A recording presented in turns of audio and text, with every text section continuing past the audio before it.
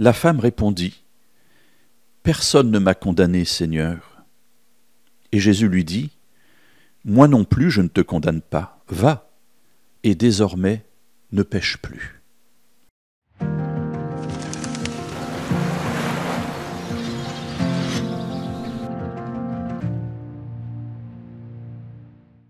Voilà une femme qui rencontre Dieu dans un contexte très particulier.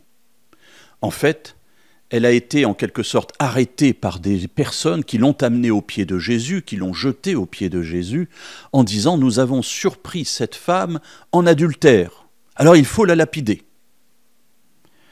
Jésus aurait pu entrer dans des discussions concernant la loi et l'application de la loi. Mais ce n'est pas ce qu'il fait. On aurait des disputes de mots, des disputes de règlement. Alors il préfère choisir une autre voie. Il dit, écoutez, vous voulez la lapider, pourquoi pas? Mais que celui qui n'a jamais péché lui jette la première pierre. Et puis il attend, mais il n'attend pas sans rien faire. Il écrit sur le sol, le mot qui est employé, c'est faire les comptes, et on devine que Jésus est en train de dire au rabbin qui se trouve là, ou au sacrificateur qui se trouve là, écoute, regarde ici, moi aussi je sais noter les péchés. Et puis les gens s'en vont, les uns après les autres. Et voilà que cette femme reste seule devant Jésus. Et Jésus l'interpelle.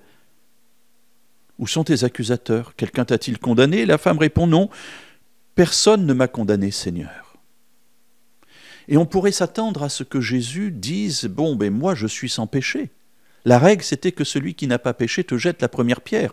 Alors, il aurait pu dire « Mais moi je suis sans péché, donc oui, tu as péché, je prends une pierre et je commence à te lapider. » Mais ce n'est pas ce que fait Jésus. Le passage nous dit, je le relis, « Moi non plus, je ne te condamne pas. » Voilà la première partie de Jésus, « Moi non plus, je ne te condamne pas. » C'est extraordinaire de voir que celui qui pourrait nous condamner, parce qu'il connaît notre cœur, il connaît nos pensées, il connaît, j'allais dire, nos pensées retors. Voilà, on est pécheurs. Et pourtant, il nous regarde avec un regard d'amour et il nous dit, « Moi non plus, je ne te condamne pas. » Mes amis, quelle force cela nous donne. En tout cas, quelle force cela me donne dans ma vie. De comprendre que même lorsque je tombe, le regard de Jésus ne change pas sur moi. Il continue de m'aimer. Et puis la deuxième partie de la réponse de Jésus est aussi importante, évidemment.